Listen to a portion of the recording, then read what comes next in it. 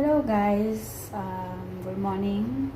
At magagawa tayo ng bechamel. Yan. Gawa tayo ng lasagna. Yan. Meron tayong onion, minced meat, garlic, butter, 3 spoon na flour. Meron tayong milk. Yung ating macarona, ready na. At dito, start natin yung ating meat. At dito yung ating lasagna sauce. Lagay natin ang ating butter doon. Yan, meron na siyang oil. Kunti lang. Yun. Yan. Yan siya guys. Yan.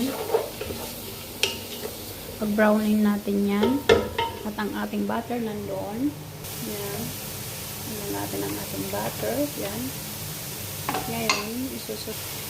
Lagay tayo ng flour po.